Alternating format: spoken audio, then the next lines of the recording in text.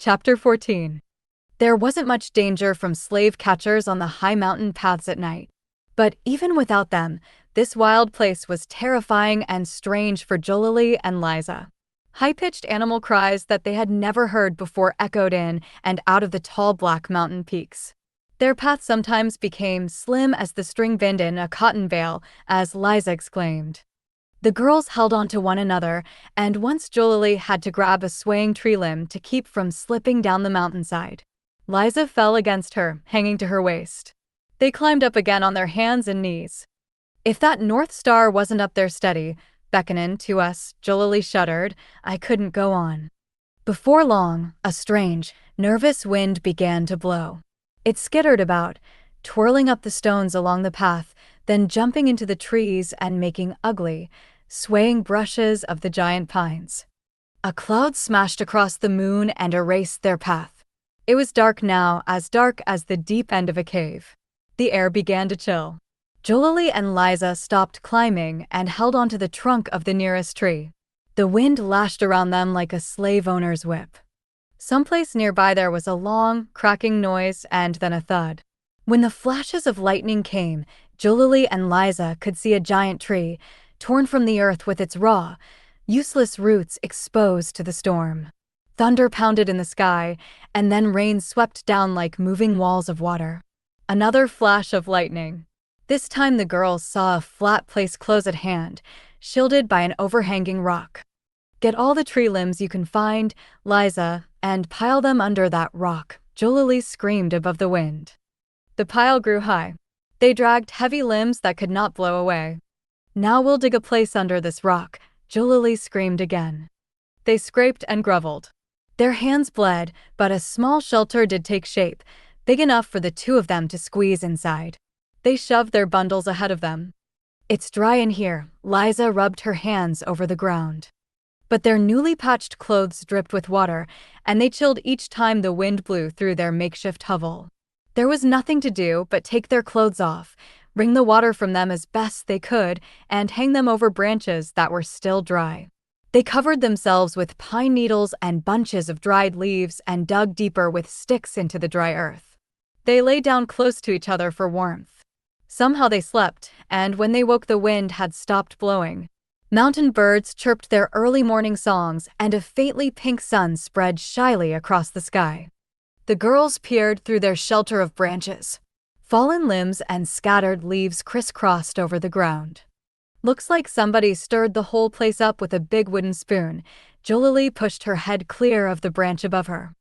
Nobody is gonna come looking for runaway slaves in this mess. Liza shook the still damp clothes and hung them carefully over a limb in the warming air. The sun rose. It was humid and hot.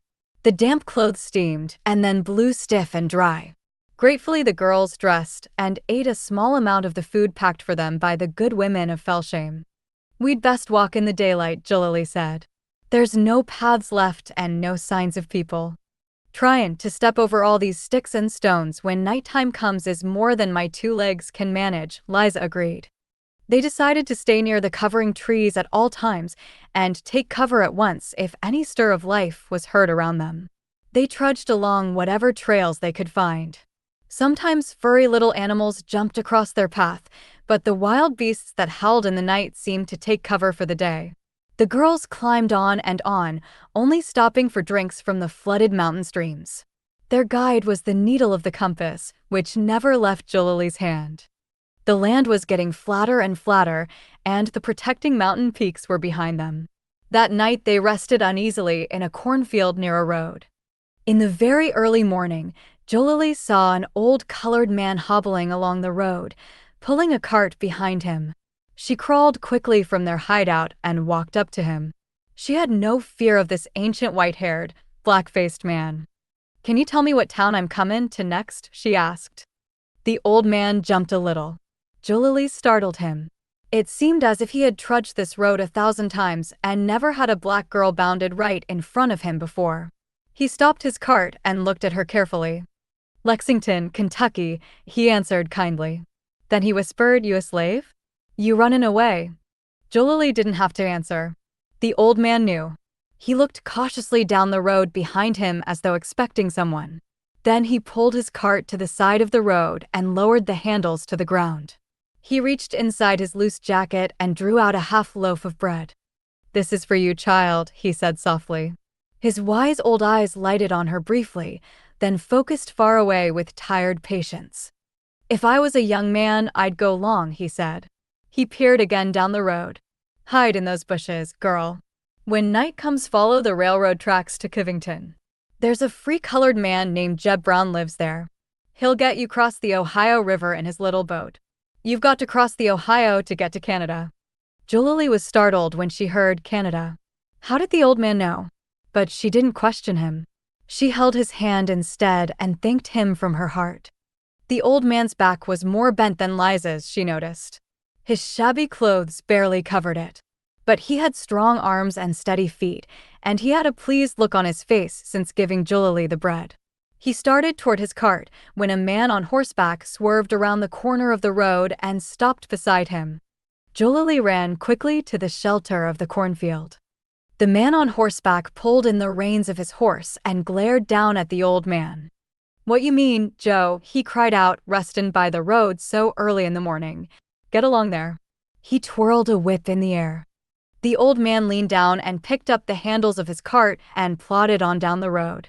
Julilly and Liza held each other and sobbed. "He's a slave too," Julilly cried. "He'll be hungry today. He gave us all his food." She held the bread gently in both her hands. The girls hid far away from the road during the long, hot day.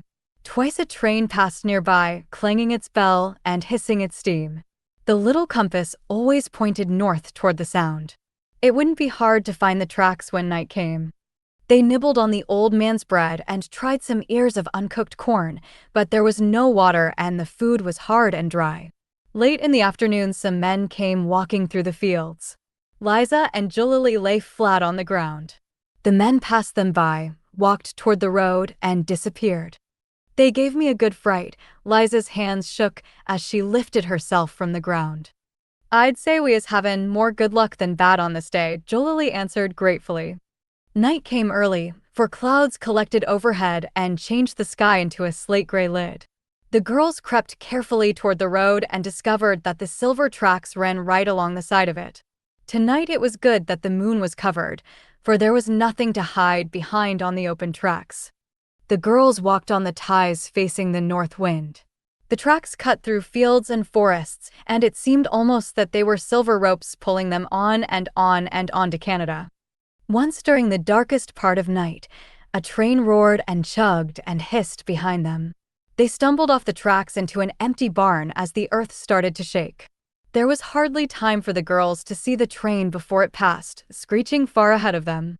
Julilly felt its speed and thought how fast it could take them north, faster than a bird could fly or a horse run. The tracks were their guide on a second night.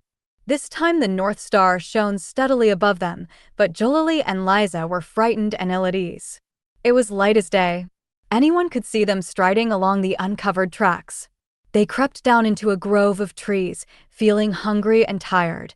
There had been nothing to eat since they finished the old man's bread. A field of corn waved in the night wind, its ears hung heavy with grain. "We'll start us a fire and roast some of those ears," Julilly decided. They were starting to gather dry sticks when a dog came bounding and barking out of the field toward them. They ran for the nearest tree. Julilly lifted Liza up into the lowest branch and then swung herself up beside her. The dog circled and barked around the trunk. The girls were tense and their hearts pounded so fast it was hard to breathe. Could this be a sniffing old slave catcher's dog, they wondered. Then they heard a sharp whistle. The dog stopped barking and began to whine. Footsteps crunched nearby. "What you chased into that tree, pal?" a low-pitched voice asked eagerly. "Something for us to eat?" Liza and Julilly looked down. It was a black man. "Joy and praise the Lord," Julilly cried, loud enough for the man to hear. "You hush, Julilly." Liza grabbed her arm. "You trust people too soon." But it was too late to be quiet now. "You Jeb Brown?" Julilly called down to him. The girls were silent. The man hadn't answered. Finally he said, "No, I ain't Jeb Brown and I don't aim to get mixed up with him. It's a dangerous business he's in." The girls climbed higher into the tree. Don't you be afraid of me, he called to them. There was a long silence. Julilly and Liza were still tense and afraid.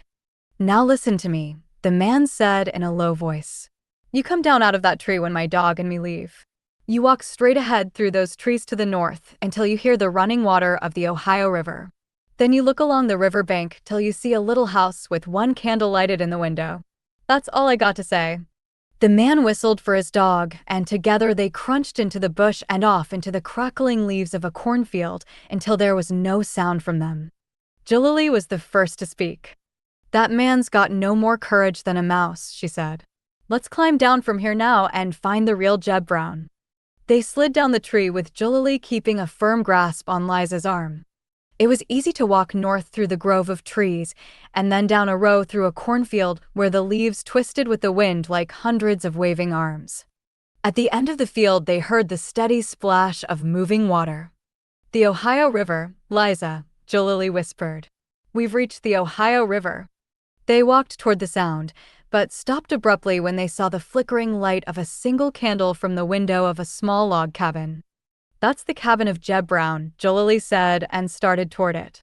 Liza pulled her back. You believe everybody, she chided. That man could be tellin' lies. Julilly didn't listen, but dragged Liza with her toward the cabin. When they reached the door, Julilly rapped softly. A dog growled inside. Then came a man's voice. Who's there? A friend with friends. Julilly used the faithful password. A door creaked open, exposing a big, straight man with crinkly gray hair and coal-black skin. Beside him growled a large brown dog. You Jeb Brown? Julilly asked. You is speakin' to the right man, he said, urging them inside. Quiet, pal. He patted the dog's head and then called, Ella, we got freight 2 packages of dry goods. A sprightly little brown-skinned woman stood there. Her eyes twinkled above the candle, which she now carried in her hand. Her white hair was piled about like fresh-picked cotton. Julilly looked quickly around the room. The cabin was orderly and clean. It could have been a cabin in Felsham. Jeb hurried about pulling down shades over all the windows. Ella walked behind a cupboard of dishes, motioning for the girls to follow. She pushed against the wall and it opened like a door. Ella and the girls slipped through, followed by Jeb, and the wall closed behind them. You stay out there, pal, Jeb said to his dog, and this time you bark as much as you want if you hear any noises. The room behind the wall was small but cozy. There were mats on the floor and a long spread-out table with benches around it. The only window was above them, cut into the roof. Looks like you were expectin' us. Julilly now felt that she could speak out loud. Liza slumped to the floor, too tired and hungry to walk another step. Poor child, Ella leaned over her. She looked closely at her face, then laughed. I thought you two was girls. We've been looking for you since your friends Lester and Adam were here. Lester and Adam. Now you two just rest on those mats, big, kindly Jeb said, settling himself on one of the benches. I'll explain about everything while Ella fixes us some supper. There was no way the girls could rest now. They stood in front of Jeb demanding to know about Lester and Adam at once. Well, they came one night more than a week ago, Jeb said quietly. Chains were hanging from their wrists. They'd rubbed through the skin and both were bleeding. Julilly closed her eyes, wondering if she really wanted to know the rest of the story. Lester had a sprained arm. The big man, Adam, had a swollen foot, so sore he could hardly lift it. How'd they know to come here? Julilly was awestruck that all of them should come to this lone cabin on the Ohio River. They came 'cause we're a station of the Underground Railway, Jeb answered simply. Isn't that why you two came too? Ella interrupted by swinging through the secret door. Her arms held a tray with steaming food. She placed the lighted candle in the center of the long table and around it spread a feast of fresh venison, warm cornbread, wild honey, milk, and butter. They bowed their heads and Jeb prayed. It was a good prayer, full of hope and promise for the end of slavery. Amen, Liza added at the end of it with deep emotion. It was so fine being here with colored folks to talk with. Silently, Julilly thanked the Lord for this. Now, she and Liza could tell their names without being afraid. They could talk about the Riley plantation and Mammy Sally and Liza's preacher father. The white folks who'd helped them along the way were good and kind, but it wasn't the same. Jeb and Ella Brown were like having their own family sitting around. Julilly and Liza filled their plates and Jeb told his story, how Lester and Adam had jumped from the slave catcher's wagon during the night they were captured, into a swamp, even though they were handcuffed together. For a whole night they stayed in the water to throw off their scent from the hunting dogs. They rubbed their chain against a jagged rock until it broke and they were free from each other. They drank swamp water and ate watercress. Lester knew names of folks along the Underground Railway, which he'd pledged to Massa Ross to keep secret, even from the two of you. Those boys were poorly and mighty sick, Ella interrupted. I nursed them for a week in this very room. When they could walk, they left. They told us to watch for the two of you. Julilly sat on her mat and cried. She had thought and dreamed of Lester and Adam dragging their heavy chains back to Mississippi. Now Jeb said they might be free right now in Canada. Inside her there was a welled-up fountain of joy. The tears came from its overflowing. But what's this Underground Railway? Liza finally asked. You don't know about the railway? Jeb laughed. The slave catchers gave us the name. They said runaway slaves just seemed to disappear underground and that there must be a railway down there. We abolitionists use the railway all the time, Ella laughed softly. Colored and white folks work together on it. Our homes, where we hide you slaves, are the railway stations.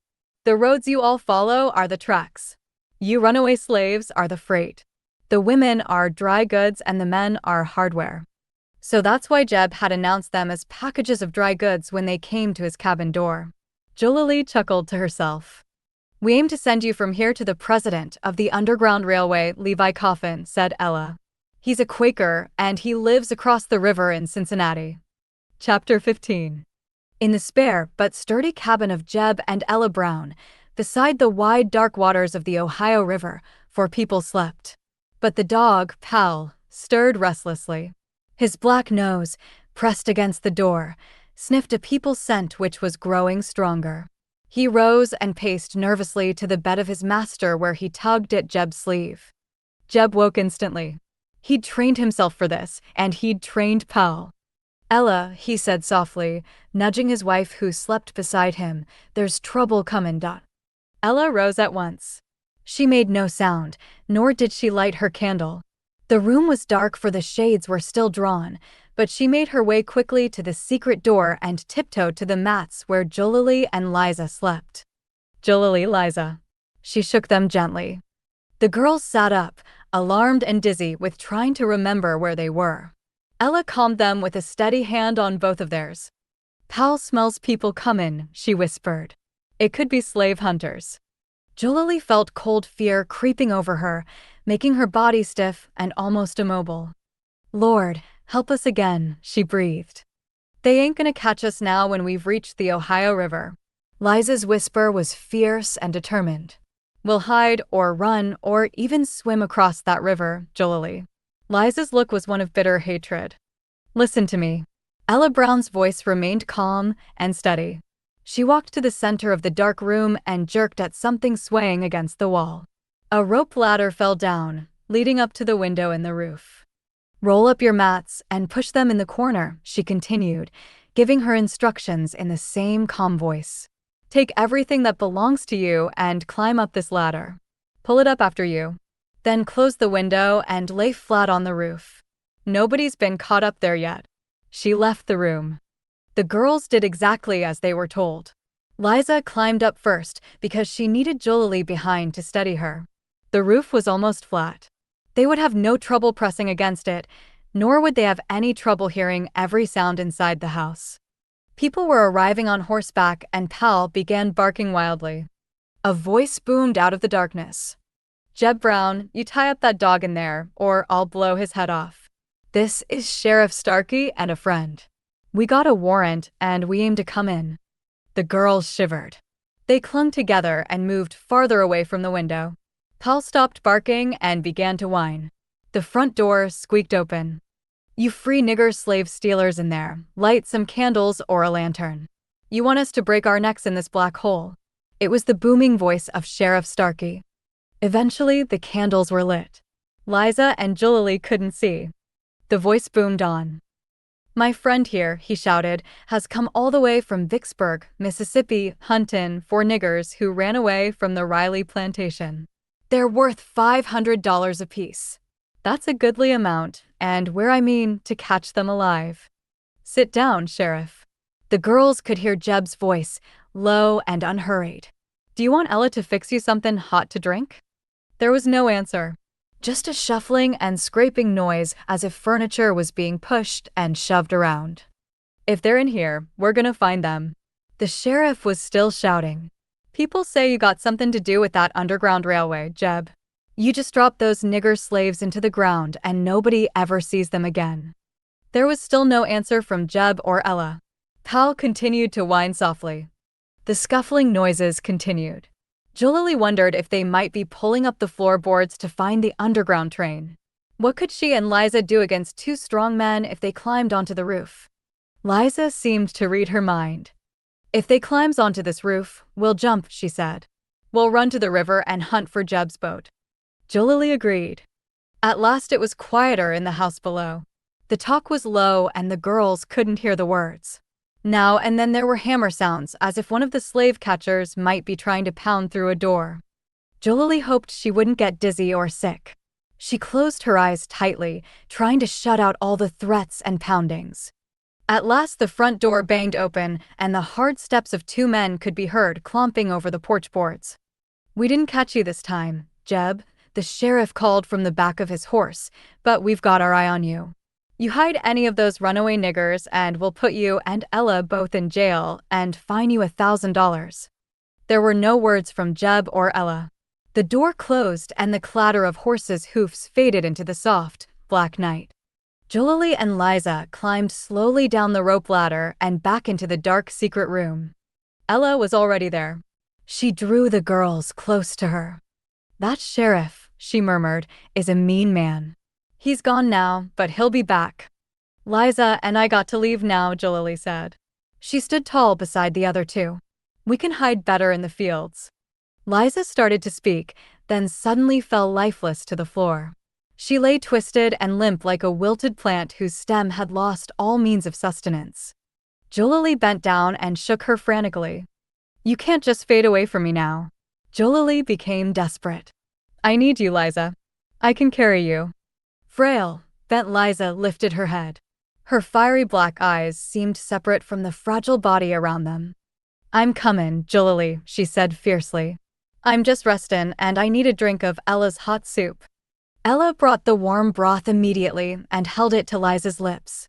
It seemed to revive her and she slowly stood on her feet.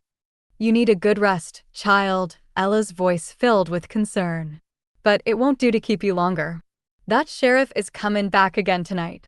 I feel it in my bones. Julilly shivered. Ella went on, Jeb figures to get you across the Ohio River tonight. Listen now, he's callin' to see if he gets an answer from the other side. The girls listened. The eerie tremolo call of the hoot owl drifted through the open window in the roof. There was a pause and then it came again and again. They waited. 3 answering calls followed, faint but clear, sounding like a faraway echo. Ella was excited. That hoot owl call is the river signal. It's lucky somebody's there tonight on the other side. She moved quickly, gathering up the rope, then slipping through the secret door and untying Powell, who was whimpering in a dark corner. You follow Powell and me to the river, Ella whispered to the girls. Jeb's gonna row you across. At the river's edge, Jeb was waiting in a small rowboat. It bobbed up and down on the ink-black water. Julilly searched for the opposite shore, but there was no end to the blackness. How would Jeb know where to go? Where would he steer this small bouncing skiff? Jeb held the boat steady against the shore as the girls climbed in. Julilly steadied Liza and gave her the nearest seat. No one talked. There was just the sniffing sound of Powell and splash of moving water. Jeb slipped onto the seat where the oars were anchored. He leaned toward Julilly and Liza and spoke softly. Lean down, hold onto the sides and don't make no sound. Ella shoved the boat into the water and waved goodbye. Ella and Jeb Brown are my friends forever, Julilly thought. Jeb's oars dipped noiselessly into the black water. He gave mighty pulls with his strong arms. The boat must not flow with the current. It must cut across it. Julilly and Liza strained to help him. 3 tremolo calls of the hoot owl trilled through the air. Jeb answered with a similar call, then turned the boat slightly upstream, responding to the river signal. For Julilly and Liza, the river held mystery and terror. They couldn't swim.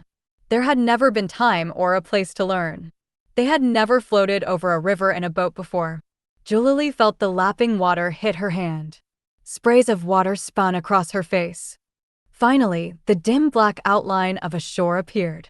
A silent figure waved from the bank. Jeb threw him a rope, and the boat was pulled silently ashore.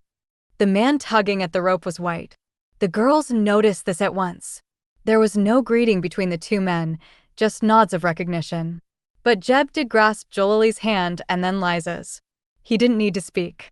The grasp was strong with warmth and courage. These helpin' hands is the rails and the engines of the Underground Railroad, Julilly thought to herself. All the way from Mississippi to Canada they's pullin' and workin' and makin' a helpin' chain. There is some good people all across the land. The girls were led quickly to a horse-drawn cart. A large drawer pulled out beneath it and they were tucked inside. The drawer closed. There wasn't room to move around, but there were warm, fresh-smelling blankets to lie upon. "Well, now I feels like I is really on a railway underground," Liza said quietly. There wasn't a sliver of light in any direction. "We aren't supposed to see," Julilly chuckled. "Don't you remember, Liza, we is just 2 packages of dry goods." They needed to be lighthearted for a moment, to relax all the tight muscles that had held them frozen to Jeb and Ella Brown's roof, and to allow Liza to recover from her sudden faintness. The snug little drawer began jostling back and forth with the trotting of a horse, and Julilly wanted to sing. Instead, she thought the song inside her head, the way she had done long ago in the cabin at Massa Henson's farm. "When Israel was in Egypt's land, let my people go oppressed so hard, they could not stand. Let my people go." A low voice spoke softly through the boards above them. "If all goes well, we'll reach the home of Levi Coffin in Cincinnati by morning. If we are stopped, don't make a sound."